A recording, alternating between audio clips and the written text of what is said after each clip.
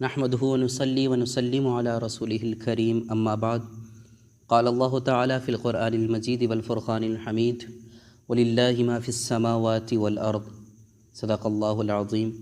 موجودہ حالات کے اندر ہر انسان کوئی نہ کوئی ایسی پناہ تلاش کر رہا ہے جس کے سائے میں وہ سکون حاصل کر سکے۔ کفار، مشرکین وہ بھی کسی نہ کسی ایسی چیز کو تلاش کر رہے ہیں، ایسی ہستی کو تلاش کر رہے ہیں جو ان کے دکھوں کا مداوع کر سکے۔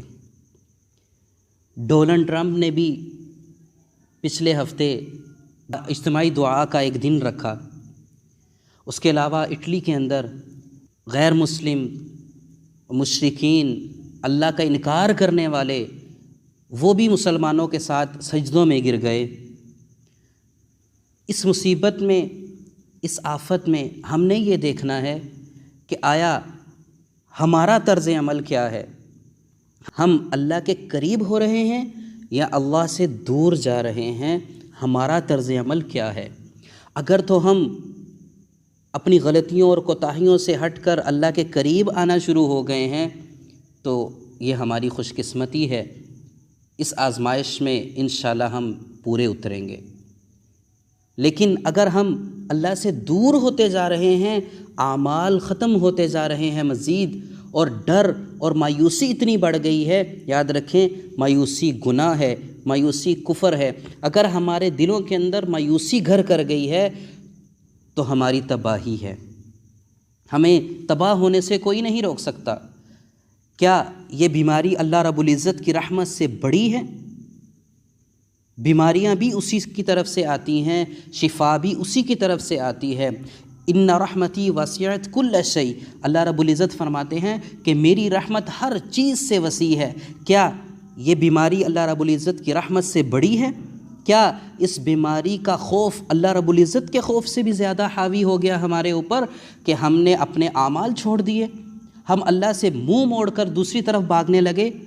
نہیں، بالکل ایسا نہیں کرنا۔ ففروا الی اللہ، اللہ کی طرف دوڑو، اللہ کی طرف بھاگو، اللہ کو پکارو، اللہ کو آواز دو، اللہ تمہاری آواز کو سنے گا، اللہ تمہاری صدا کو سنے گا، اللہ تمہاری ندا کا جواب دے گا۔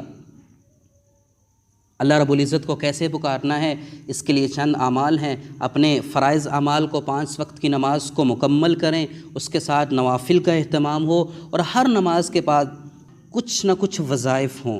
لا الہ الا انت سبحانک انی کنت من الظالمین روزانہ یہ 313 مرتبہ پڑھیں، اور بسم اللہ الذی لا یضر مع اسمہ شیء فی الارض ولا فی السماء وہو السمیع العلیم۔